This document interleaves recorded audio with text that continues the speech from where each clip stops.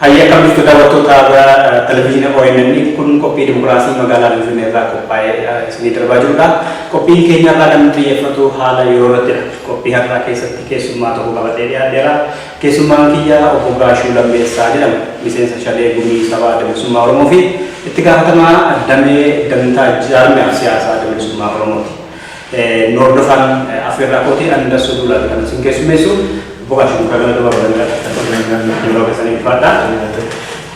Kemarin aku membiksu agar hal yang berarti ada bersama orang organisasi orang itu semua berarti kan negara Finfinneer atau negara Bati Afrika aja. Egal ada bersama orang itu sosial egal malu rakyat raja di Bati apa kan?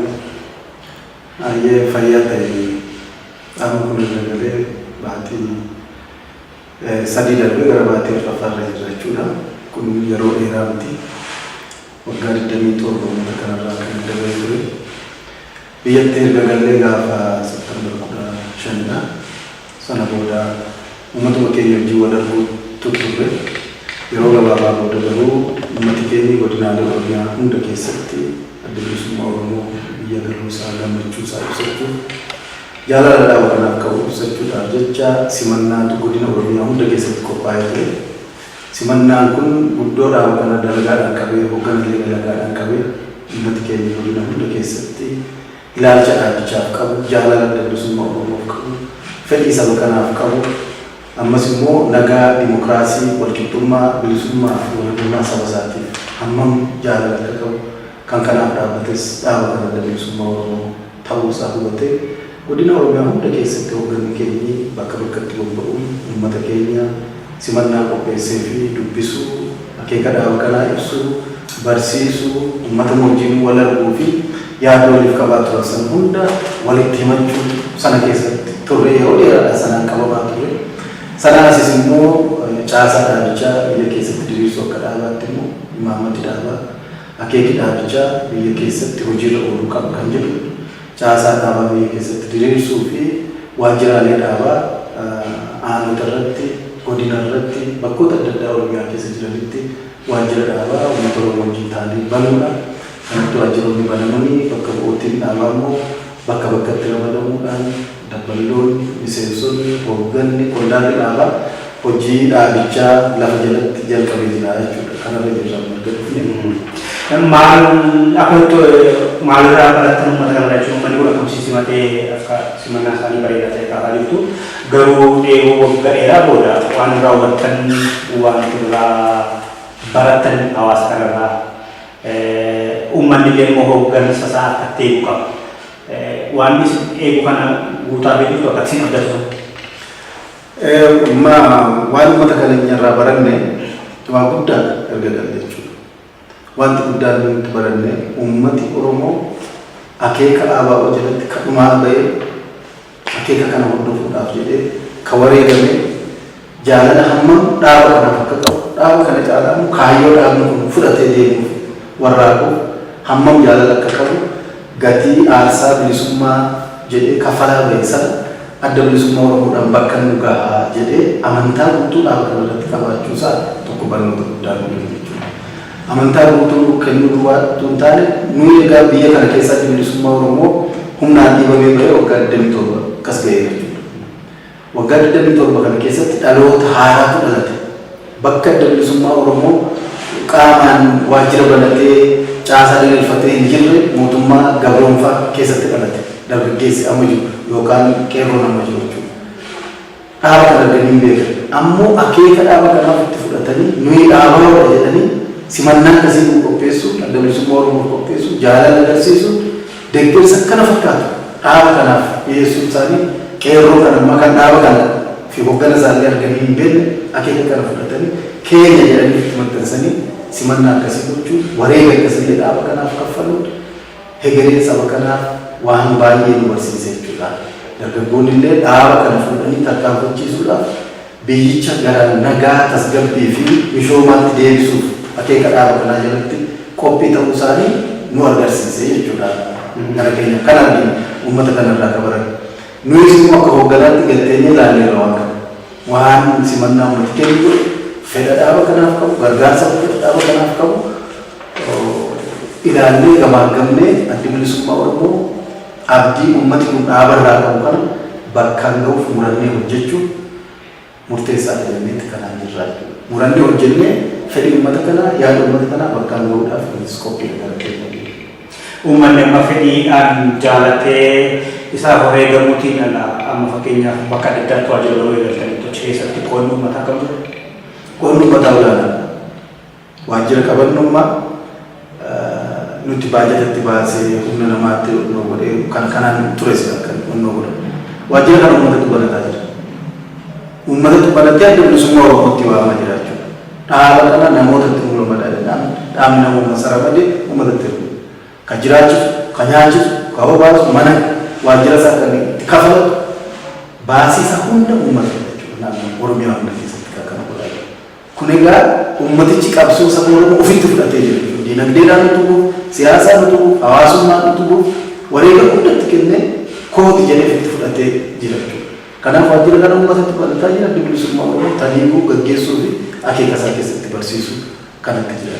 Humna qaba abaaboo nama akka uummanni isaa hawwatutti waajjiroota hundumaa aanaatti dabballee gahaa komiin amma darbee kan dhaga'amu wayita simannaa abaaboodhaan godhamee namoonni koree irratti ramadamanii jiran bakkoota adda addaatti namoota dureessa akka tuttuqaa qabanii nama miidhuu keessa ture jedhamanii komeen dhaga'amaa kan godhamee diiwaan jidduudhaaf. Amma akkasan taaneef aanota adda addaa irratti wayita waajjira bantan akka uummanni fe'utti nama dandeettii qabu, nama beekumsa qabu, nama kaayyoo kana galmaan gahu, nama uummanni jaalatu gammaduudhaaf leenjisuullee fedhii fi jaalala nama qabu achi bu'uu bakka buusuullee bohomnaa fi humna isaa qabu kan nama. Waajjira keessatti namni ramadamu adda bilisummaa Oromoo nama isaa bakka bu'u akkanumatti calliseetuma nama dhaabatanis ta'e yookaan deeggaraa ta'e sana ta'eeti kun wannoo dhaabaa keessatti. Namni waajjira grassroots irraa jalqabee gadi irraa jalqabee waajjira dhaabaa waliin ture dirqama dhaabaa akka fudhatu nama ulaagaa adda bilisummaa Oromoo kaayyattudha. Ulaagaa sana keessa bahuu qaba. Tiibii sana keessa bahuu qaba. Waan ulaagaa sana keessa kan hin baane waajjirootatti ramadu. Ulaagaalee tarreeffaman ta'an jechuudha. Deemsa qabsoo keessa namni sun maal keessa darbe maal gochaa ture seenaan isaa maali addatti yoo gara sadii asitti maal keessa darbe kan jedhu ilaalama. Sadarkaa dabalee immoo gahummaa miseensa abaaboo qabaachuu qaba. Miseensummaa abaaboo keessa hogganne gameessa ta'uusaa muuxannoo inni qabsoo keessatti qabu dirqamoota inni qabsoo keessatti raawwate kana hunda ilaalamee kanaan ulaagaan aanaa irraa jalqabe nama waajjiroota hundaatti ramadamaa jechuudha. Uummata keenya gaafa qoree simannaa keessatti uummata deeggaraa lammatoon ijaarree simannaa abaaboodhaaf godhe bareedaa qopheessanii dhaabuu sirriitti fudhatee simannaan ta'e amma kaan simannaa booda kan jiru caasaa hojii caasaati inni sun simannaa raawwate hojii caasaadhaan dhaabni hojjetu caasaa isaa taliigee nama isaatti ramadate waajjira keessatti dabballoota immoo caalaa biyya keessatti horate hojjechuu dabballoonni kanaan dura biyya keessa jiran hedduu jira kanaaf dabballeen gameessi kan bara jaarraa dura turanii hidhaadhaa bahan hedduu jira dabballoonni immoo amma haala kana keessa biyyatti dhufan humni guddaa dhaabichaa jira. Sanarratti dabalee immoo erga dhaabni baay'ee kana galee dabballoota leenjisu miseensota leenjisu itti fufee jira. Godina irratti dabballoota hedduutu leenjifamaa jira jechuudha. Dabballoonni leenjifaman hojii dhaaba adda addaatti bobba'anii ramadamanii hojjetaa jiru jechuudha. Godina hundaa keessatti kun baatee lafa kana keessatti kan namni hundi yeroo kana keessatti namni seetinii godheeyyuu waa fixataa jedhee kan biyyaa dabballoonni godina hunda keessatti leenjifamaa jiru. Leenjifamanii immoo hojiitti ramadamanii hojii dhaaba hojjetaa. Damee isin hooggantan damee dantaa jaarmiyaa siyaasaa yookaan siyaasaa jaarmiyaa bilisummaa Oromoo mataan isaa bal'aa akka gaa namaa fi baay'ee hojjetaa ta'u Oromiyaa guutuu kana qaqqabsiisuudhaaf amma kan leenjiiftu wanni adda addaa maxxanfamee raabsamu jiraachuu ni mala nama guddoota bobbaasanii waan godhamuudhaaf natti fakkaata nama baay'ee dameen kun bal'aa natti fakkaata. Dameen bal'aadha. Qophiin akkasii haa qabu. Dameen bal'aadha. Humni keenyas baay'eetti keenyas uummata keenya. Uummati keenya hidhannoo gahaa qaba. Hidhannoo roosii jiru hidhannoo beekumsa siyaasaa guddoo taliigamaadha. Waggaa 27 kun inni dabarsee yuunivarsiitii hedduu isaa waan baay'ee keessatti baratee darbee leenjii guddaa uummata keenya barbaachisu. beekumsa qaba. Garuu hojii dhaabichaa taliiguuf dabballee barsiisuuf waan adda addaa gochuuf immoo nuti dookumentii isaa dhaabne waggaa 40 olitti hojjete. Kolleejjii yuunivarsiitii guddaadha dookumentii dhaabee jiru. Sanaan barsiisna kan naachi immoo dabballoonni yeroo bobba'an akkaataa baajetaa akkaataa taliiguu kun kan uummata naannichaati. Uummata naannootti ramadamee deemu jechuudha. Akkasitti hojjetaa jira. Kanaaf gudamaan karoora keessan illee filannoo waliin qabsiifnee qophii filannoo godhamu abaa'uun kan godhaa jiru jira. Ammas keessatti kana gudamaan jiru. Kana booda karaa nagaa qabsaa'uudhaaf murteeffannee dhufu jechuudha. Biyya kana keessatti Oromiyaa keessatti nagaa tasgabbiin jiraachuu qaba. Walumaa gala biyyattii Itoophiyaa irratti baafatu keessattis nagaan tasgabbii ta'e uummatni kun bifa qaroomaa ta'e bifa sibiilaa ta'e siyaasaan dorgomee mo'achuu waan uummati barbaadu mo'achuu qaba. Akkasitti yaadda. Lolli wal dhiibuu walitti hokkoo hinaaffaa siyaasaa wal keessatti qabaachuu Itoophiyaa hin baasu. Oromiyaa irratti immoo ilmaan Oromoo Oromiyaa keessatti saba keenyaaf qabsoo hin baasu. Barbaachisaallee waggoota dheeraa wal dhiibneerra waggaa dheeraa walitti gaaffanneerra kun hanga dhumaatti. Kana booda waggaa tokko waggaa lama jaarraa tokko kana yoo ta'e sabni keenya kun harrayyuu badee jira sadarkaa kamitti deema. Kanaaf ilmaan Oromoo yeroo nuwaafte kana qabsaa'uun uummata keenyaaf of kennine dhugaatti walii keenyaatiinis immoo nagaa tasgabbii Oromiyaa keessatti buusuun sirna dimokiraataadhaan waan uummati keenya fedhu wal dorgomu. Wal dorgomu yeroo jennu uummati keenya akka fedhu akkaataa itti himatu sagalee isaatiin filmaataan jechuudha.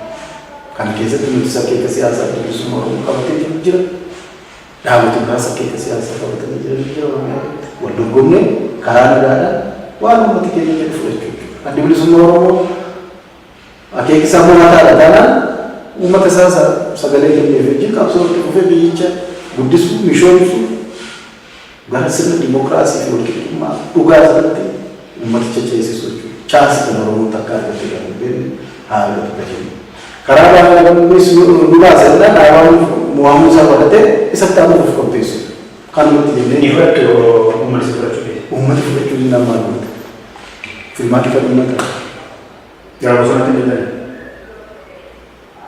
Yoo manis fudhatu yaada. Akka nagaan jiraatan biyya nagaan qabsoo bosonatti kasi deebisu nagaan yoo dhibe. Nagaan yoo dhibe wantoota tuqaan dhibe namni karaa nagaa yaada isaa ibsachuu yeroo danda'u karaa nagaa akeeka isaa barsiifachuu yeroo danda'u yeroo dhiibamu bosonatti galachuu. Yaadatee miti. Nagaan jiraatan teessuma mas dorgommii keenyatti fufnaan jiru. Daawwattoota keenya kun ONN irratti kan isin darbaa jiru qophii dimokiraasiiti. Miseensa shanee gumii sabaa bilisummaa Oromoo itti gaafatamaa damee ijaarame siyaasa ABO obbo Gaashuu faana kan jiru obbo Gaashuu Lameessaati. Dhaabbilee kan biraas akkasumas hin dubbisna jenna waliin hordofaa jirtan gara boodaatti akka ABO kan dubbisaa jiru waliin tura. Filannoodhaaf galuuftanii yookaan amma mootummaan wixinee mariif kan ta'u qopheessaa jirantti fakkaata mootummaan Itoophiyaa jechuudha federaalli. ABO filannoodhaaf galmaa'eera dhaabbilee siyaasaa galmaa'uu qabu kan jedhu odeeffannoon miidiyaa keessatti deemaa jira ta'eef immoo kanaan dura galmaa'ee waan jiruuf bara mootummaa ce'umsaa isa guutuu akkasumas galmaa'uutti jira.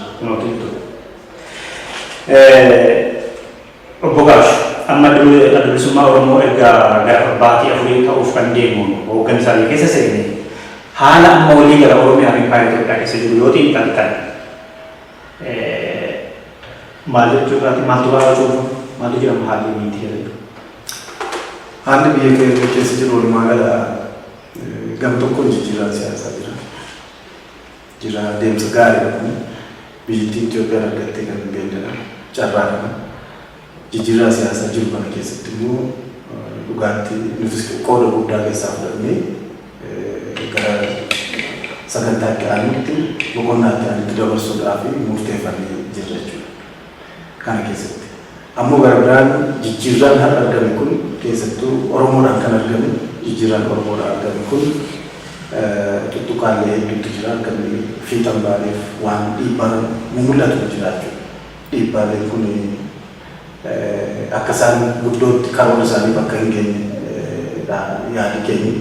Sunis maalinni tuttuqaa saba Oromoo irratti tuttuqamu saboonni walitti bu'u daangaa Sumaaleedhaan saba Oromoo tuqu naannoo Beenishaangulii saba Oromoo tuqu karaa Kibbarra saba Oromoo waliin loloota adda addaa hin barbaachisne keessa seenee karaa kaabaas immoo naannoo daangaa Tigraay fi Amaaraa gidduutti wanni jijjiiran ni jiru jechuudha.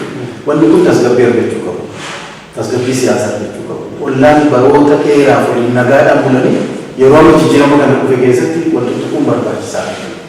Sabni Oromoo fi naannoon Gumuz Beenishaangulii yoo waggaa 60 waliin jiraataa turan daangaa walitti bu'iinsa takka argatanii jiru. Wanti kun nagaadhaan wal keessa nagatanii wal keessa darabaa lama uffatanii jiraataa turan.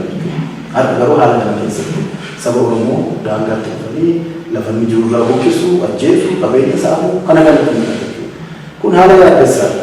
Jijjiirraa jiru kanaaf gufuu ta'uu ni mala kan jiru jechuudha. Saba Oromoo bakka inni hin barbaachisne keessa dhiibanii xiiqii biraa keessa akka inni sagalchu gochuu Sumaalee keessaan akkasii daangaa Harargee keessaan jechuudha. Daangaa uummata Oromoo buqqisuu dhiibuu fi qe'ee akaakilee baay'eedhaan guddachuu irraa naannoon beekne biraatti dabarsu kun hundinuu uummata waan biraa keessa galchaa jechuudha. Jijjiirraa kanaaf illee gufuu ni ta'a kan jedhu arginaa jechuudha. Kanaaf wanni kun bifa danda'amee karaa hundaa mootummaanis ta'e karaa bilisummaa Oromoo itti duulamee wanni kun tasgabbaa'u qabbanaa'u akka qabutti barsiisa. Qabbanaa'ee haalli amma Itoophiyaa jalatti deemu jijjiirraan argame jennee gara tokkotti ceesisna jennee jirru kun karaa nagaa akkamii bakka ga'uu kan nuti barbaadnu jechuudha. Kun yaaduu keessatti. Bu'aa kanarraa argamatanii yaadannoo yookaan jijjiirama mul'ata mul'isa yookaan haala amma deemaa jiru kana keessaa Oromoo bu'aatti baasa faayidaatti gara fuulduraa bu'aarraa argatamu jedhanii kan yaadamu jira. Bu'aarraa argamuu danda'a jennee kan yaadnu akeeki jaarmota siyaasaa bilisaa ifaan bilisaa biyya kana keessatti deebisifachuu yoo dandeenye barsiifachuu dandeenye uummata kanas immoo gara misoomaa fi nagaatti deebisisuudhaaf akeeka barsiisuu dandeenye jaalalli obbolummaan yoo jiraate akkamitti deebisisne dhaabonni siyaasaa Oromoo guddoo wal xiqqeeffachuu jaalalaa fi nagaadhaan waa'ee dhimma saba isaanii irratti akka tokkotti yoo yaaduu danda'an waan siyaasaa guddoo Oromoodhaan ni argama. Oromoollee gara injifannootti hin deebisanii yaadna jechuudha. Akkam fedhiin warri gahee qooda qaban as keessatti amma mootummaan jira dhaabbileen siyaasaa adda isin dabalatee ni jiru isin dhugaanii qabaa jechuudha. Kabiraan suni jiru kan paartii keessa jiran jechuudha. Silva organisii warri jedhamu miti mootummaa kan ta'an ni jiru adda jiraatu saba himaa ni jiraatu. Isaan kana yoo cuufine filannoo taanu kan haqaaf bilisaa ta'uu ni mala yookaan immoo akkuma isin hawwitan kanatti waan gaarii bu'aan isaa argamuu danda'a kan nama jechuudha yoo walii gara isaarratti waan ta'u hin baay'ee keessatti deemu. Amma jalqabni isaa akkasi.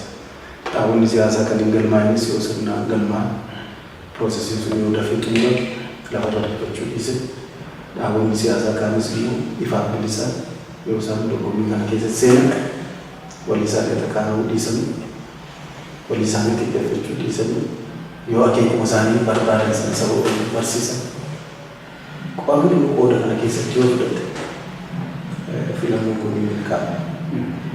Karra guddaa filannoo kana milkeessuuf garuu qoodi guddaa kan jiru mootummaadhaan.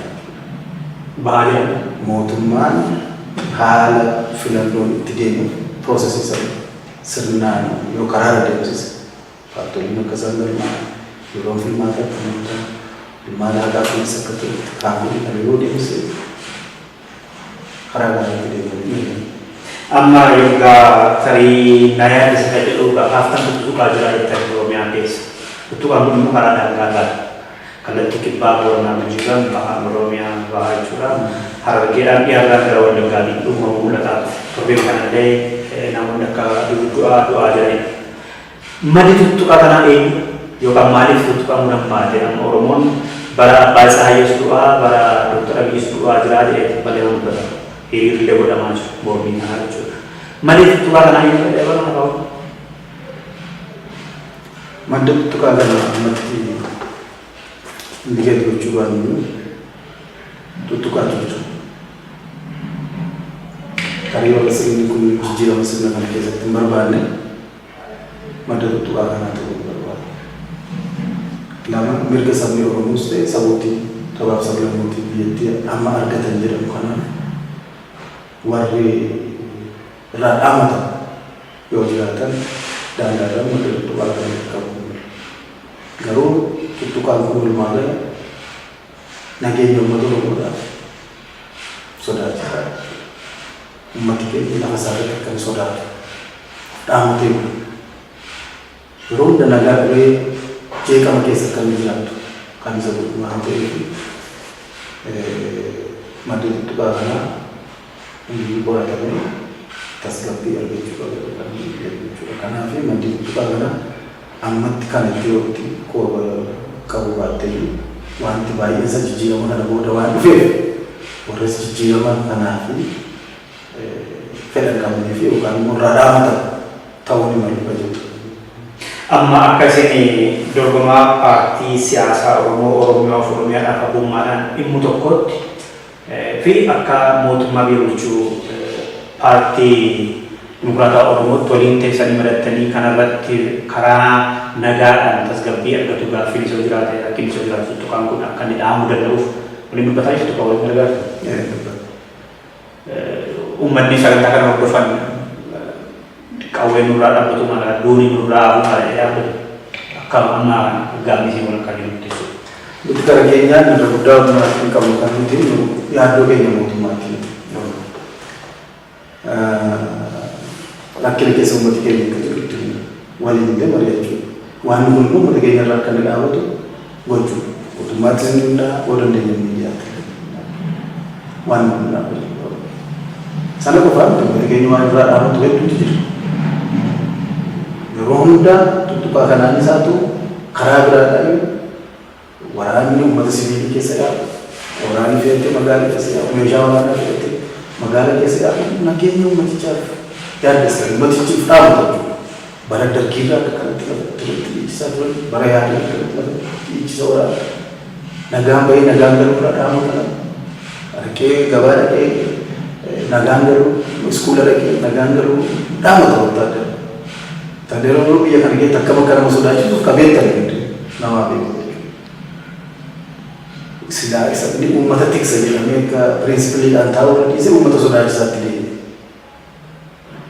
Waraanni tokko kan jiraatuuf biyya tiksuuf, poolisiin kan jiraatuuf biyya tiksuuf, humni ittisaa biraa yoo jiraate nageenya uummataa tiksuuf. Uummati nageenya isaa hundaaf isatti dhiisee kan jiraatu biyya kana keessatti immoo yeroo waraana dhufu yeroo loltuu argu uummati nageenya isaaf sodaata. Kan warra nagaa gabriidhaan sodaata. Saayikoloojii akkasii mataa uummata keenya keessa jechuudha. Kun utuu beekamuu waraanni uummata keessatti jedhee nama osoo yaadessaa ta'uu isaati kana keenya.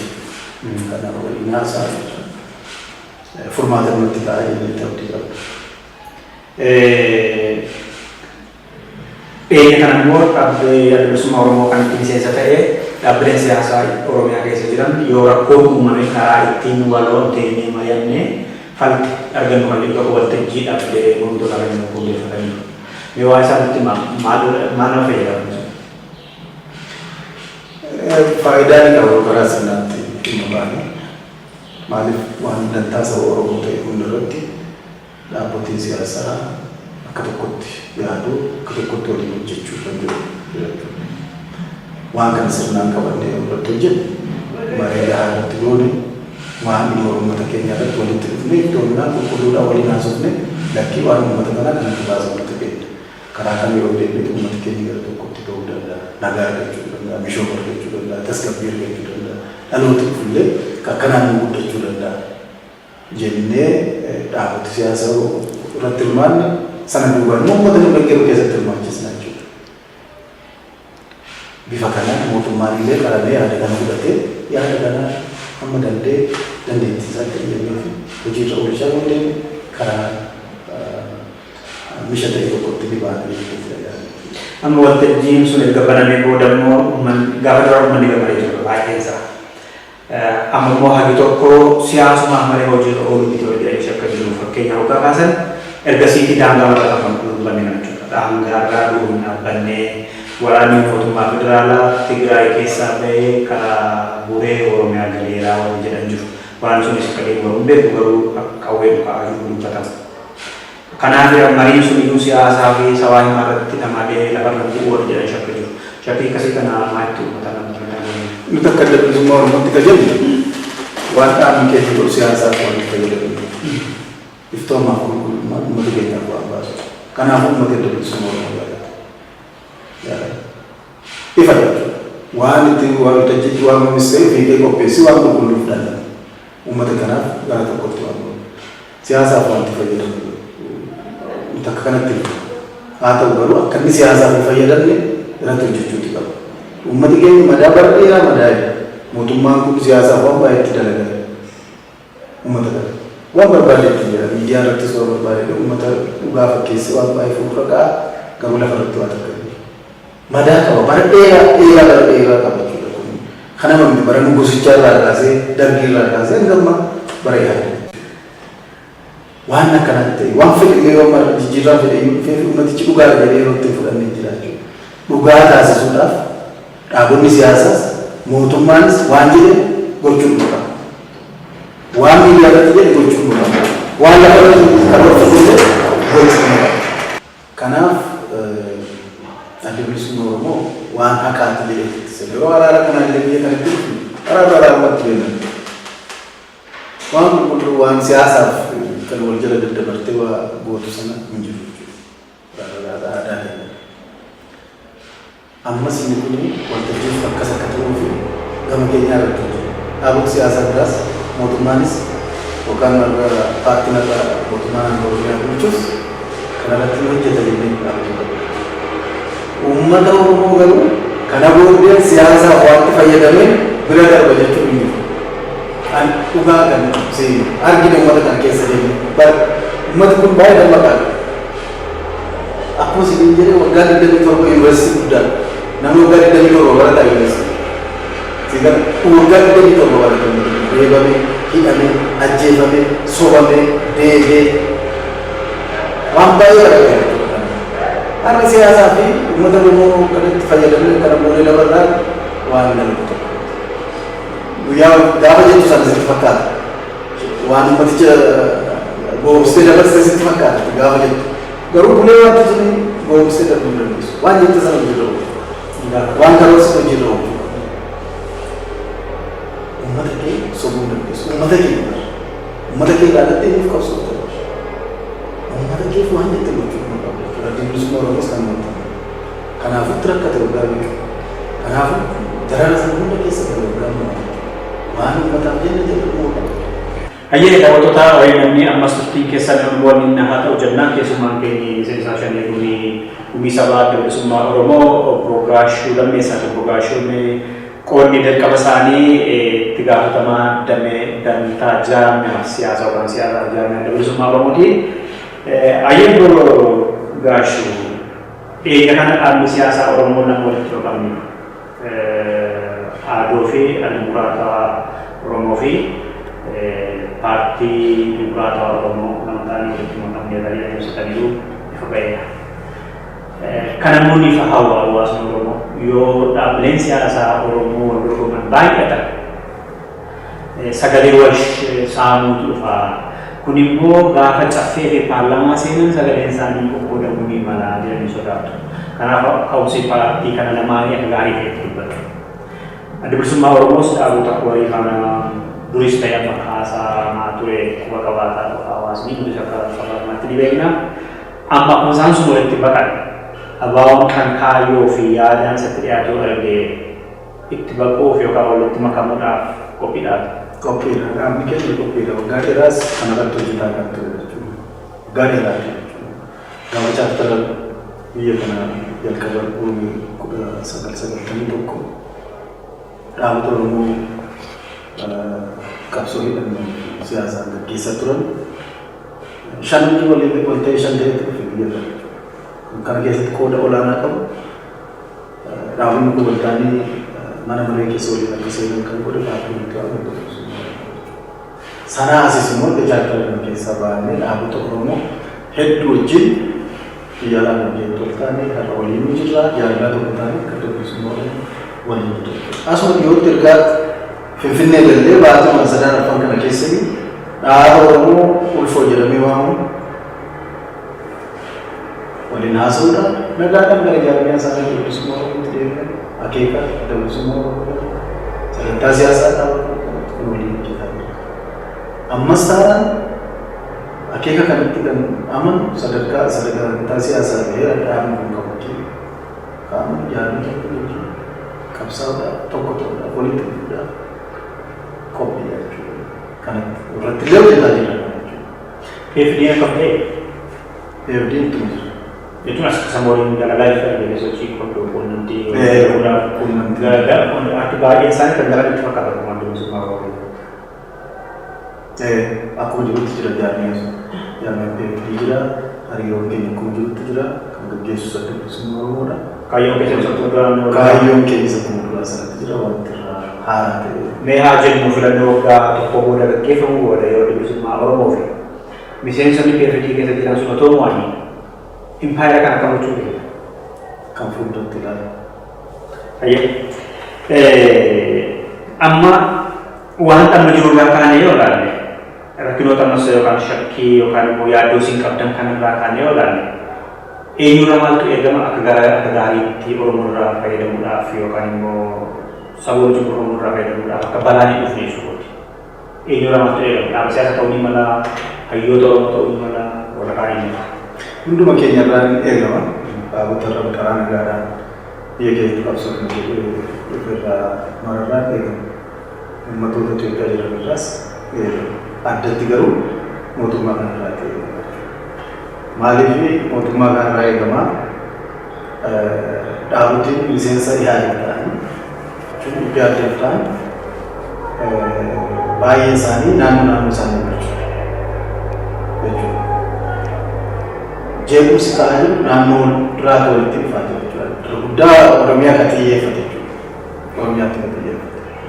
Erga miseensa paartii mootummaa bulchu kana erga ta'an jaarmootiin naannoo isaanii bulchan paartiin naannoo isaa bulchu gaafa olaanaa qaban waan kana tasgabbeessuudhaan nagaa tasgabbeessuudhaan naannoo addatti immoo kan Oromiyaa irratti xiyyeeffatan kanarraa akka isaan harka isaanii buusanii gochisiisuudhaaf yookaan irratti hojjechuudhaaf warra irratti argamatan kun akka isaan qusatan gochuudhaaf jaarmotiin naannoo isaanii bulchan dhaabotiin naannoo isaanii bulchan miseensa yaaddeef ta'an qooda olaanaa kennuu danda'u amanaa jechuudha.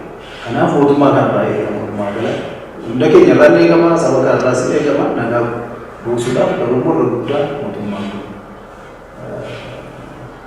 waan biyyicha bulchaa jiruu fi guutuutti irraa eegama.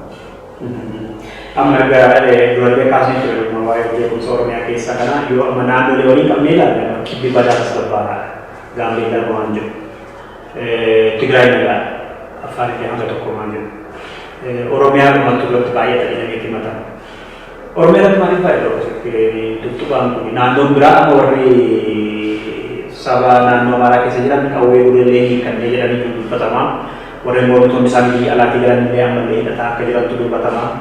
Naannoo Tigraay duratti Amboora turan waan ta'eef biyya alaatii hidhatanii jedhamee himatamaa. Naannoo kibbaatii meeshaalee kadhaan jiru. Oromiyaa irratti tuttuqaan kun baay'achuu fi qawwee hiikkadhaa jedhu Oromiyaa irratti maaliif hammaatu? Oromiyaa irratti waan hammaatu Oromiyaan baroota dheeraadhaaf madda waan hundaati. Madda waan hundaati. Karaa poozitiivs ta'e karaa biraas waan Oromiyaan ilaalcha adda keessa jirtu.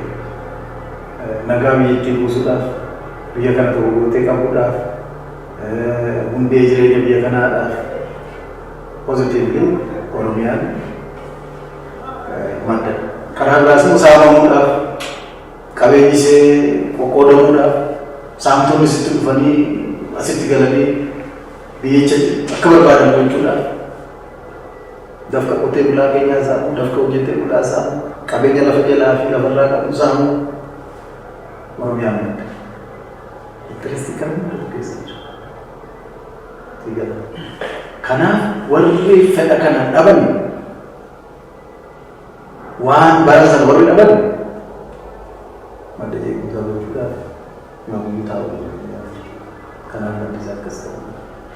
Amma mootummaan impaayera kana bulchaa jiru akkuma durii yaadii adda achi keessaa immoo paartii muraasaa Oromooti. Waggoota dheeraa garuu adda bilisummaa Tigraay ture jedhamee himatamaa akkasutti hubataa. Paartiin ammaa Oromiyaa fi biyya Itoophiyaa bulchu rakkinoota kan to'achuu hin danda'u ture jettanii yaaddu. Humna isaa yoo ta'e immoo akkamitti irraa jettanii yaaddu. Kana garuu isaan gaaffii isaan laata dhuguma garuu akkasuma. Kana garuu isaan waan gaafa ta'e isaan bakka deebisaa isaan irraa deebisuu dandeenyu garuu nuti akka gochuu qabanitti gochuu qabu. Yoo gochuu dadhabanillee wal gargaarsifachuu yaada isaa dhiyeessuu hojjetu. Hayyoota jira biyya kana hayyootaaf dhiyeessu, maanguddootaaf dhiyeessu, abbootii amantiif dhiyeessu, dhaabota siyaasaaf dhiyeessu. Konfliktiin kun akkamitti furuu qabu? Maali waan Oromiyaa irratti xiyyeeffatan? Maali kan jedhu dhiyeessa. Daangaan kun durumaayyuu lafarratti marga irratti bishaan irratti wal dhabuun turedha. Garuu akkas jumlaadhaan maatii faafitu qawwee gabaadhaa kana hidhatanii waraana leenjifametti beefitu 2014 asuma fincilli Oromiyaa keessatti garmalee hammaatee as gara bahaatiif gara kibbaan garmalee cimee amma immoo kana gara dhiyaatti babal'ate. Kanaaf waan madubuu baratee kana hojjechiisuu danda'amu. Waan walaluun miti marga xiqqaarratti loon yeroo tokko uffatee irra darbuudhaaf kaakee baableedha waan kaloo barbaachatu kana miti kun meeshaa gurguddaa hidhatee deemaa jira. Meeshaa gurguddaa hidhatee deemaa jira. Nama akka jirutti mandara keessaa buqqisu lafa qubatee jirutti magaalaa xiqqoo buqqisanii deemuun kaloo barbaachisan jira. Waan wal fakkaatu illee buqqifamee namni kun immoo bakka biraatti qubsuufamu lafa irra jirutti illee deebisanii dadhabu. Mahararge keessa bakka baay'ee gandarraa bakka jirutti lafa baabiliidhaan dhaabee irra jiru heriteejii isaa irraa buqqa'ee naannoo Oromiyaa naannoo Beeluudhaatti qubata jireenya haaraa jalqabu. Hararge irraa buqqa'anii naannoo dhiyaatti warra qubatan amma lammaffaa naannoo Beenishaangul qabu keessatti jiraachuu kunuunsa. Lammata achis buqqa'anii asiis immoo naannoo irraa buqqa'anii Naqamteetti dhufanii qubatanitti jiraachuu. Kun bakki irraa karaa dhiyaas ta'e karaa bahaa meeshaa gurguddaan dhufee duula banee humni hidhataa leenjifame leenjii gahaa qabu deemuun kaloodhaaf jennee uummatumatu gaala ooffatee kaloodhaaf walitti dhukaasa kan jiru jummaa walitti dhufu. Kanaallee dhaalamee kun waan addunyaan beeku waan argamaa jiru. Gara dhiyaa meeshaa gurguddaa qabachuudhaan hundatti xiyya dhorkamaa summii isaa takkaas waraanirraa bahuu dandeenyu xiyyaanillee hanga jedhamu. Xiyya sanallee nama leenjifame ammoo uummatuma jiraatu namni leenjifames xiyya sana namatti qabuumsatti maaliif xiyyi sun keemikaal summii hamaa kan nama sana miidhu kan irraa namni qabu. Fageenya irraa ta'u kasaffisaan ta'u kan maal ta'u rasaasa irraa namni afur danda'a. Xiyyi sun godhu keemikaal mataa irratti kana qabatee kan xiyya meeshaa waraanaa dhabanii xiyyi xiyyaawwan mul'atanii qabu. So sadarkaa kanaan kan deemamu kaloo dhabameetti loon bakka dheechisan dhabanitti jedhanii bifa kanaan haasa'u akka kanatti illee achi keessanii uummata kana buqqa'u ishuu isaa keessi uummata kanaa kanatti keessanii ilaalu kanaan illee yaaddessa guddaadha yaadda guddaadha. Oromoo yaaddessa uummata nagaa dhufu nama yaaddessa uummata keenya lafa xiqqoo irratti miti lafa bal'aa irratti dhagaa'ee nagaa qaba. Sana immoo lammii isaa akka biyya sentara reetu illee yaaddessa. Oromoon akka aadaan waliin dhimma waliif ka'a. Bakki tokko godhaan bakka kaanti bu'a. Yaadduun uummata naannoo tokko uummata hundaati. Kanaaf kanatu nama yaaddessa. Amma waggaa 27 duraa adda bilisummaa Oromoo mootummaa Itoophiyaa keessatti tureera. Ammas filannoodhaaf deema amma waggaa 27 booda. Mee kabbara sanaaf kabbara kanaa giddummaa ijoollee ibsuuf yeroo dheeraa fudhate. Maal barateera qophii maal qaba bilisummaa Oromoo kabbara sanaa? Waan tokko argina kabbara sanaaf bara sanaa adda bilisummaa Oromoo gahaatti simatamee uummata keenya keessatti. Ammoo uummatni adda bilisummaa Oromoo guddoo waliin beeku ture beekama. Bara sana keessattuu baadiyyaa dhumaarratti bara kana deebilee dhufu garuu Oromiyaa guutuu keessatti adda bilisummaa Oromoo beekama. Daa'ima xiqqoo jaarsa guddaa beektu. Oromiyaa hunda keessatti dhaabaa jalqabatti dargaggoonni dhiyoo dhalatan ABO baadiyyaaf magaalaa Finfinnee irraa wayii akka baadiyyaa dhumaatti deemu. Karaarra ABO magaallee ABO ijoolleen tiishartii uffattee deemtu ABO daa'ima jechuudha. Kanuma bara dhugaa uummati Oromoo dhaaba bilisummaa Oromoo jedhamu kana jireenya isaa lafarraa nu fooyyessa kan jedhe abdii isaa wabii isaa godhatee amantaa isaa godhatee kabara sanaaf kana guddaa jechuudha. Kana achi kan arginu uummata keenya dammaqeessisaa hedduu dabaleera. Kabara jaartaa dammaqeessisaa hedduu dabaleera. Eenyummaa isaa gahaatti beekeera. Mirga isaas gahaatti beekateera.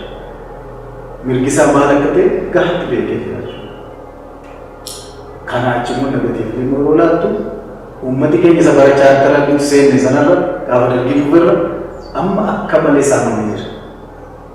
Akka malee gaddeebi'eeti jira. Bakka baay'eetti baadiyyaa keessatti dinagdeedhaan karaa qabu. Mana barnootaa qabu. Bishaan qulqulluu qabu. Manni barnootaa jiraates kan keessa deemee arginudha. Godina hunda keessattuu karaa bishaan qulqulluu baadiyyaa. Uummati gibiraan kaffalaa qotee bulaa bara bara. Garuu tajaajila argachuu qabu. Mootummaa iddoo argatu hin qabu. Bishaan hin qabu. Akka baay'ee bishaan baadiyyaa. Kilinika bakka sa'aatii adeemutti argatan dubartiin deessumaan deessu baatanii deemuutti argatu. Waggaa 27 kuusaa baanti kana keessatti waan baay'ee ta'uu qabu. Addunyaan jijjiirameedha. Globalization maal jedhanii. Sabaabii mootummaa Itoophiyaa waggaa 27 dinagdeen biyyattii gara 10 waliin dhibbeentaa guddateeru. Baankiin addunyaa lafa fayyadamaa ture. Amma isin waggaa dheeraa booda deebitanii jijjiirama summa jettanii dhaalawaa tokko jechuun yookaan immoo akka dubbatanii sana agartan kan himamaa ture. Jijjiiramni dinagdee jira. Jijjiiramni dinagdee jiraachuu jechuun jireenya hawaasaa fooyya'aa jechuudha. Jireenya hawaasaa fooyya'aa jechuun jireenyi jiraattota biyyaa siitizimii jedhamu kun ol qabu jechuudha. Siitizimii yeroo ilaallu irra guddaa namni magaalaa lammi magaalaa keessa namni mana fooqii ijaarrachuu yookaan biizinasa qabaatee nama 100 keessaa namni 10 biizinasa gaarii qabaatee yookaan namni 5 jiraachuu kan kaan ilaalchuu maaliiti daggatamaa. Akkuma sooressi baay'ee jiru hiyyeessi guddoo baay'ee gadi jira jechuudha. Akkuma namni lagjarii laafii jiraatu kakaraa irratti sun jiraachuu. Hiyyeessichis kakaraa irrattis namni jiraatu. Qotee bulaa keenya fakkeenya sii kaasa. Qotee bulaa Oromoo bara akaakii keetii cimdii lama yookaan cimdii 3 yoo qabaate gahaatti elmate jiraata. Bara baay'eetii cimdii lama yookaan cimdii 1 bara keemmaa qotee bulaa baadiyyaa keessa deemuudhaan sangaalee kan hin qabne harkaa qabu. Lafa irraa fudhatan. Addunyaan ol guddataa deemuu qaba sila. Modern farming biyya kana keessatti sirna qonnaa gaggaarii babal'isna jechuudha. Bara Haile Sillaasee, bara Dargii, World Bankiin, IMF kan inni keessaa bahee fi gargaarsa argatamiyyuu asuma jechuudha Itoophiyaa bara ammaa. Jireenyi uummataa garuu sana harkaan qotaa. Kan harkaan qotuu dabalee dafqa waggaa takka guutuu kan maatiin isaa guutuu dhama'anii qotan gabaatti keessa guyyaa tokkotti tiraakii fudhatee deema. Gatii salphaadha. Gatii dafqa isaan hin madaalle kaffalamee jechuudha. Ammoo karaa biraa dinagdee guddatee kiisa qotee bulaa keessa maallaqni magaalaa keessa namni karaa keessa abbaa biyyaa namni risoorsiin isaa sun meera meera jedhamu. Dinagdee guddinaa isaa lafti jireenyi hiyyummaa irraa namni gara wayiitti fooyya'aa yeroo deemu jireenya gaarii isatti fooyya'aa jiru yookaan beezik nasasiitis kan jedhamu yoo argate siitiziniin biyya tokko lammiin biyya tokko jireenya hawaasichaa fooyya'aa dinagdee isaas guddatee kan jedhamu sanatti kanaaf lammii lafa irra ciisu lammiin rakkataa jiru hiyyoomisu jalqabatti ilaalamutti qaba.